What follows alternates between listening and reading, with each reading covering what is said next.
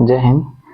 तो ancient history का ये प्रीवियस ईयर का क्वेश्चन है, हम यहाँ पे डिस्कस करवा रहे हैं। और यहाँ पे मेरा मकसद वैसा नहीं है कि केवल आकर को टिक लगा देना, इसका ये होगा जी आगे बढ़ हो गया।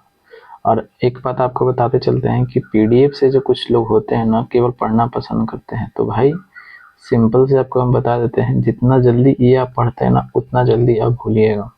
तो कोशिश ये कीजिए कि खुद से आपको लिख लिख के काम करना है, और वैसे प्लेटफॉर्म पे आप ज़्यादा समय व्यतीत कीजिए जहाँ पे मास्टर साहब खुद लिखते हैं बोर्ड पे। ऐसा नहीं कि आए जी इसका ये होगा, ऐसे ऐसे अंडरलाइन कर रहे हैं, गोल गोल घेर दे रहे हैं, वैसे आप भी घेर सकते हैं, ठीक है ना। तो उस तरीके से थोड़ा सा बचिए, ठीक है, क्योंकि याद नहीं होगा। याद मान ली कि अभी याद हो गया तो बहुत जल्दी स्लिप कर जाएगा दिमाग से। तो चलिए आगे बढ़ते हैं। बोला क्या गया है कि निम्नलिखित में से कौन प्राचीनतम गुरुकुल है। अच्छा, गुरुकुल मतलब समझ ही रहे हैं कि जहाँ पे लोग पढ़ते हैं।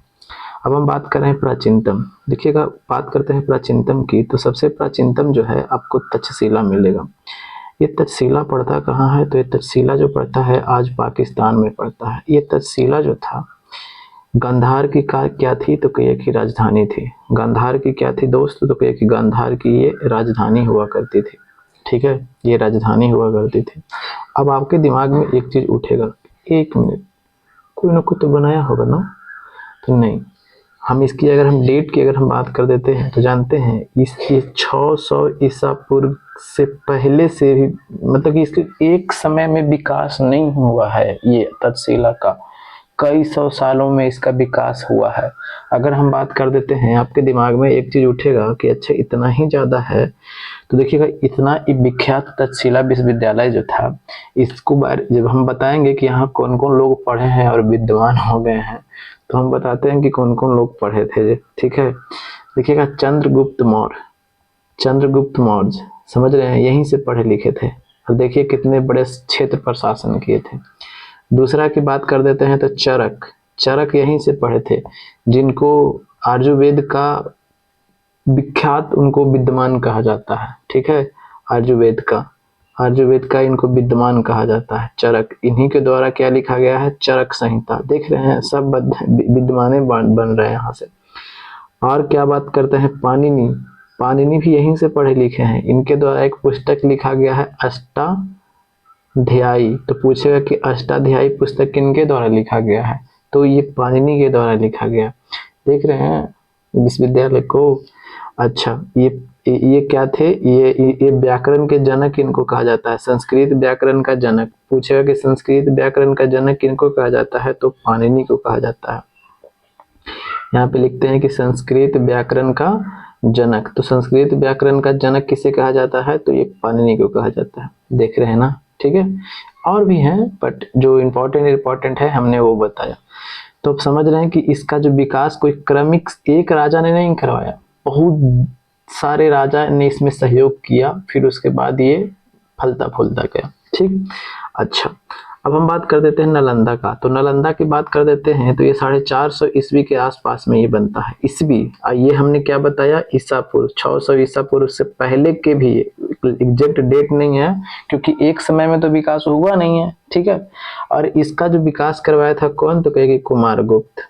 किसका? तो नालंदा विश्वविद्यालय का। अच्छा, विक्रमशिला पे हमने 650 लिख दिया ना, तक्षशिला पे लिखना चाहिए ना। ये 650 ईसा पूर्व के पहले भी, ये तो हो गया। अब बात कर देते हैं विक्रमशिला विश्वविद्यालय का। ये विक्रमशिला विश्वविद्यालय की अगर हम बात कर देते हैं तो एक आप जानते हैं कि कौन वंश? तो कहिए कि पाल वंश। ये पाल वंश की अगर हम बात कर देते हैं तो पाल वंश की स्थापना कौन किए थे? तो कहिए कि गोपाल, ठीक है, ये गोपाल ने किया था। अब गोपाल के बाद एक जो इनका बेटा शासक बना था धर्मपाल, ठीक है, धर्मपाल। अब ये धर्मपाल ने ही क्या किया था कि सोमपुरी विश्वविद्यालय और एक ठो और क्या है, ये विक्रमशिला विश्वविद्यालय, विक्रमशिला विश्वविद्यालय, इसका क्या करवाया था? इन्होंने निर्माण करवाया था, ठीक है। तो पूछेगा क्या आपसे कि विक्रमशिला विश्वविद्यालय पड़ता कहाँ है दोस्त? तो कहिए कि ये भागलपुर में पड़ता है, ठीक है, समझ में आ गया। अच्छा, एक बात और हम बता देते हैं, नालंदा विश्वविद्यालय जो है ना, नालंदा विश्वविद्यालय ये नालंदा विश्वविद्यालय का यह पुनर्जीवन करवाया था, मतलब कि इनको फिर से चलाने के लिए जो सहयोग वगैरह होता है वो दिया गया था। और कितना दिया गया था? 100 गांव। 100 गांव समझ रहे हैं, यानी 100 गांव से जो पैसा आएगा वो नालंदा विश्वविद्यालय के रख रखाव, वहाँ जो पढ़ते लिखते हैं, जो शिक्षक वगैरह हैं, उन सब का भरण पोषण किया जाएगा। 100 गांव, समझ रहे हैं, 100 गांव। ये यानी पुनर्जीवित कौन करवाया था? यही आपको कौन? तो ये धर्मपाल करवाते हैं। ठीक है, तो यहाँ से तो सभी के सभी समझ में आ गया। चलिए, इसका आंसर तो पता हो गया। तो इसका आंसर कौन सा हो जाएगा? निम्न में से कौन प्राचीन गुरुकुल है? तो कौन है भाई? तो गुरुकुल कौन हो जाएगा? ये हो जाएगा आपका तक्षशिला विश्वविद्यालय, जो कहाँ पड़ता है आज के डेट में? ये पाकिस्तान में पड़ता है। ठीक है, चलिए अब हम बात कर देते हैं अगले क्वेश्चन पर। अगला क्वेश्चन बोला क्या गया है कि बंगाल का प्राचीन नाम क्या था? तो देखिएगा, बंगाल के अगर हम प्राचीन नाम की बात कर देते हैं तो इसका प्राचीन नाम क्या था? तो कहिए कि गौड़ था। इसका प्राचीन नाम क्या था? गौड़ था। अच्छा, अब हम जब बंगाल के बारे में आएंगे हैं तो थोड़ा सा चर्चा इसकी कर लेते हैं कि बंगाल विभाजन की अगर हम बात कर देते हैं तो बंगाल विभाजन हुआ कब था? तो बंगाल विभाजन की बात कर देते हैं तो 20 जुलाई, कहीं कहीं 19 जुलाई भी देता है, 20 जुलाई 1905 ईस्वी को ये करजन जो था ये बंगाल विभाजन का क्या कर देता है? तो एक ये घोषणा कर देता है। ठीक है, जब बंगाल विभाजन का घोषणा होता है तब 7 अगस्त को विरोध होता है कि हमें विभाजन नहीं किया जाए। ठीक है ना, विरोध होता है और 7 अगस्त को कलकत्ता के टाउन हॉल में, ठीक है, टाउन हॉल में क्या होता है? सब लोग इकट्ठा होते हैं। ठीक है, और इकट्ठा होते हैं कहाँ पे? तो ये कलकत्ता में ही पड़ता है। और उसी दिन स्वदेशी आंदोलन की घोषणा कर देते हैं। क्या आंदोलन? तो स्वदेशी आंदोलन। अब आपके दिमाग में एक चीज खटेगा, बीट बीट बीट बीट, स्वदेशी आंदोलन, कि हाँ स्वदेशी आंदोलन। तो स्वदेशी आंदोलन का कहीं ना कहीं तो चर्चा किया गया होगा सबसे पहली बार, यानी इसके देने वाले व्यक्ति कौन है? तो इसकी सबसे पहले चर्चा जो होती है संजीवनी में होती है। अच्छा, ये संजीवनी क्या था भाई? अरे तो संजीवनी एक पत्र था। ठीक है ना, ठीक है ना, पत्रिका, पत्रिका कर देते हैं। ठीक है, संजीवनी एक क्या थी? तो पत्रिका थी। अच्छा, इस संजीवनी को लिखे थे कौन? तो ये कृष्ण कुमार मित्र ने लिखा था। कृष्ण कुमार मित्र ने लिखा था। ठीक है, यहाँ तक तो दिक्कत नहीं है। ये कब की बात है? तो 1905 की बात है। समझ में आ गया? फिर से देख लेते हैं। बंगाल विभाजन का घोषणा 20 जुलाई 1905। डेट एकदम याद रखिएगा कंठस्थ, जिस तरह से उनकी हर एक बात याद रहता है ना, दिल में नसों दिमाग में छाया हुआ है, इस तरह से ये छाना चाहिए, वरना भाई तो समझ ही रहे हैं। अब देखिएगा 1905 ईस्वी में क्या होता है?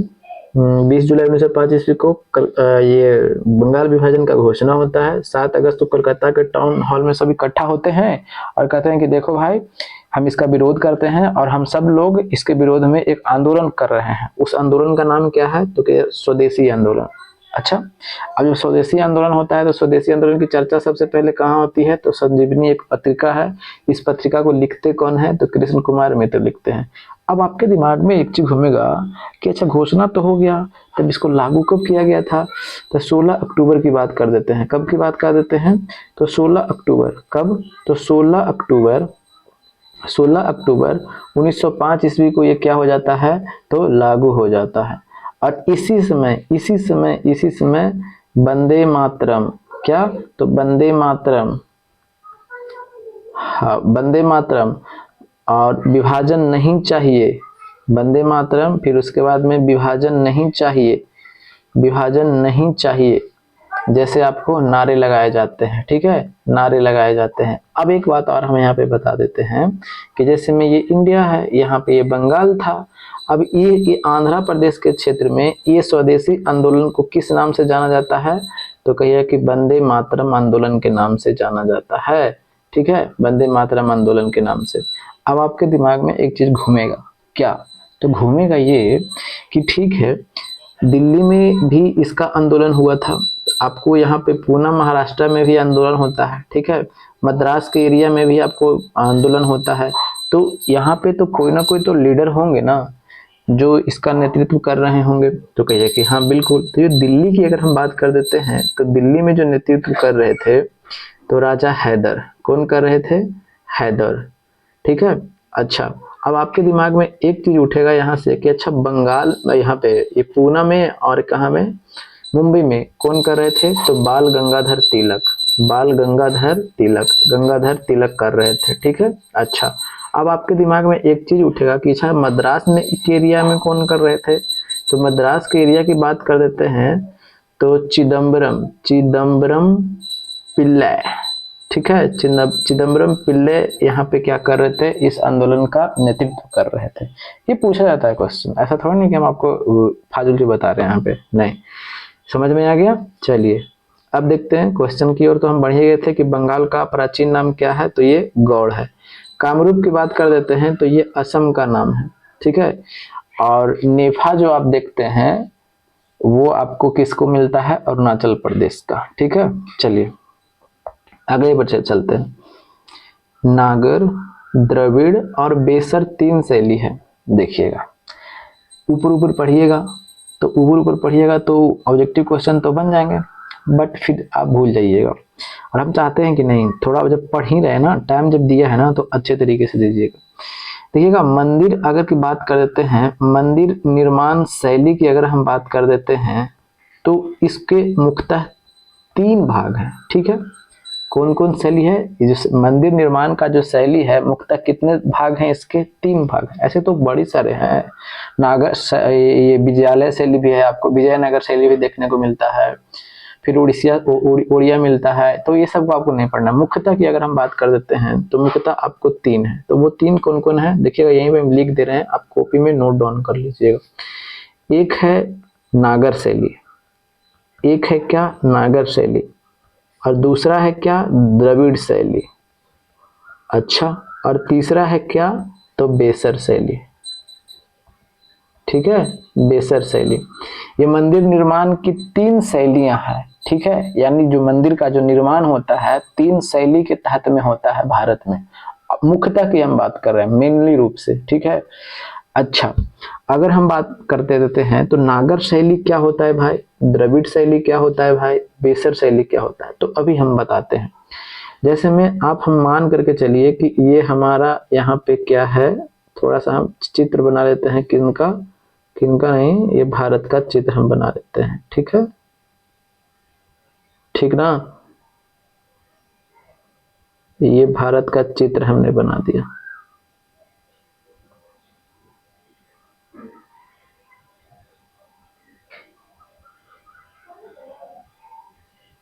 ठीक है।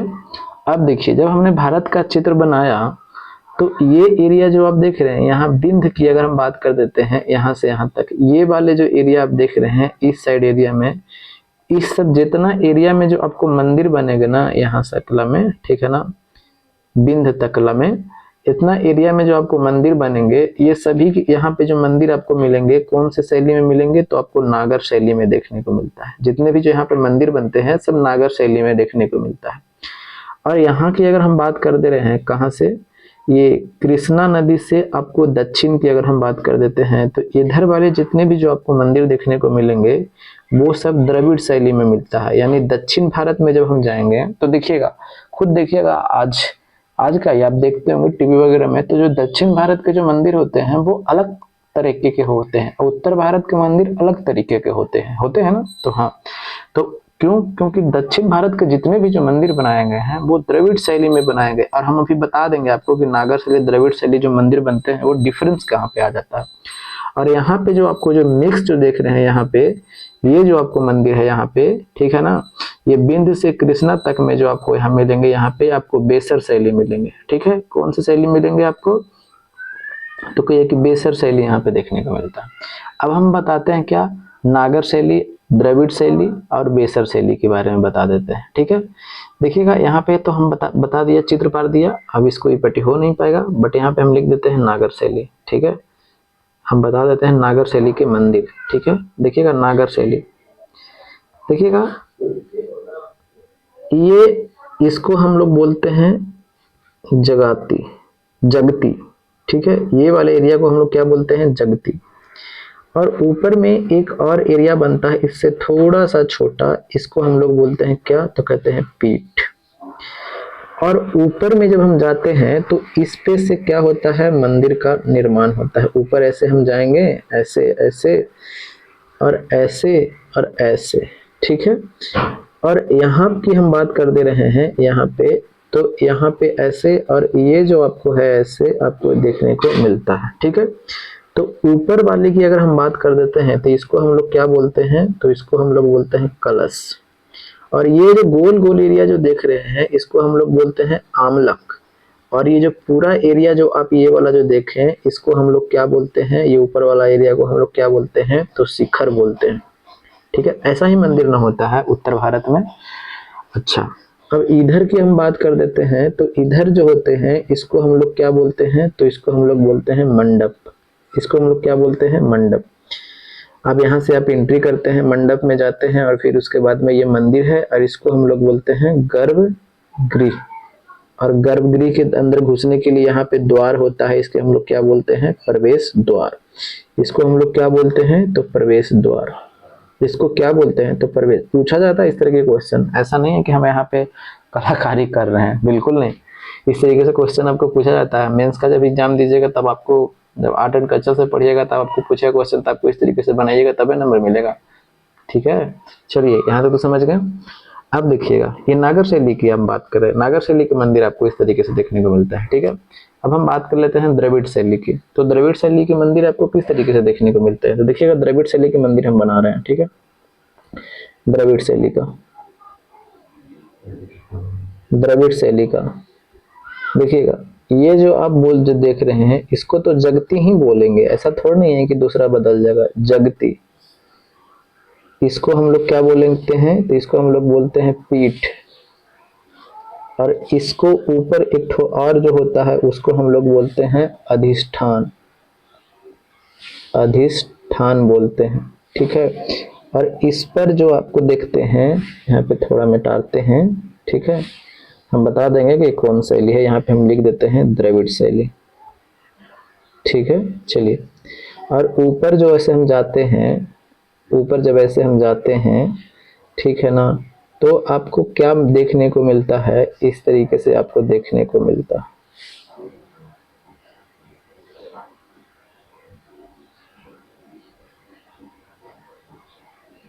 ऐसा ही देखने को ना मिलता है मंदिर जी।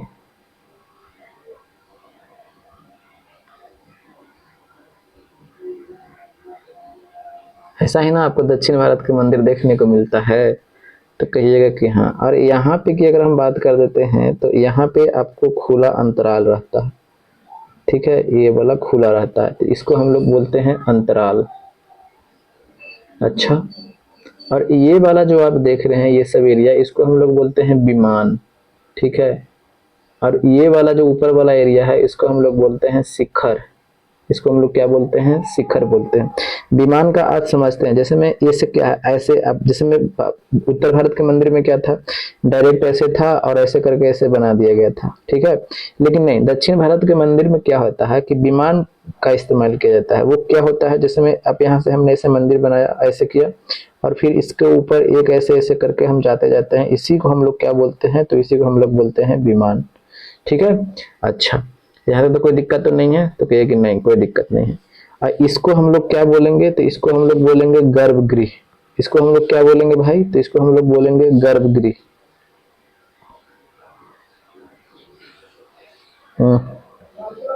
ये नहीं, ठीक से नहीं चलता है, देखिए इसको हम लोग क्या बोलते हैं, तो गर्भगृह। और यहाँ से जो आपको देखते हैं ये आपको क्या हो जाएगा, प्रवेश द्वार हो जाएगा, ठीक है। और ये वाला एरिया जो ऐसे आप देख रहे हैं इसको हम लोग क्या बोलेंगे, तो क्या कि मंडप।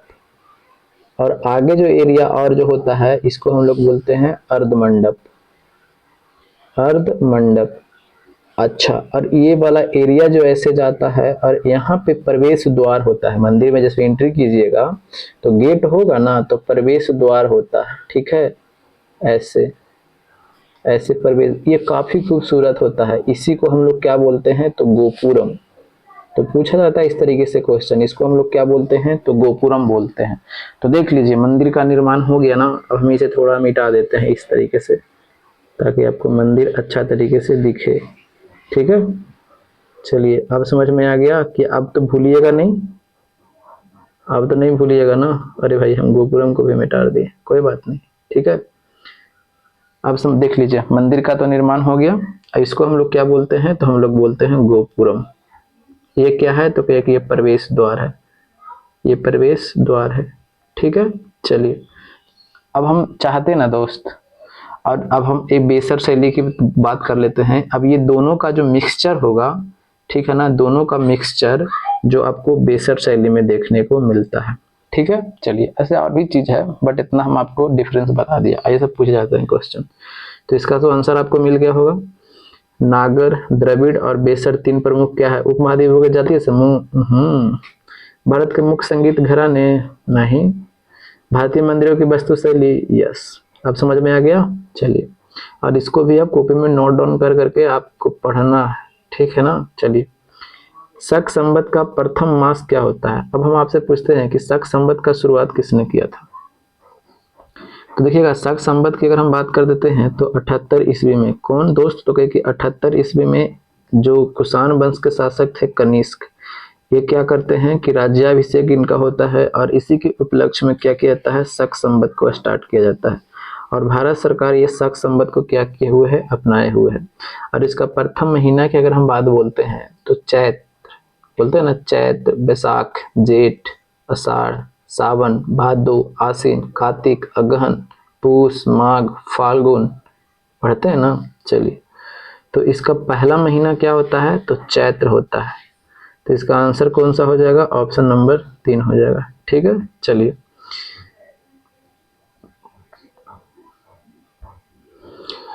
आगे देखते हैं। यहाँ पे चोल प्रशासन की मुख्य विशेषता क्या थी।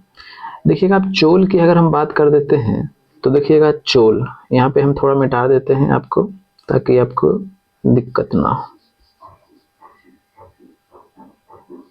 ठीक है, देखिएगा, चोल की हम बात कर देते हैं, थोड़ा सा चर्चा कर लेते हैं चोल की। चोल प्रशासन की बात कर लेते हैं तो, ठीक है, चोल वंश का।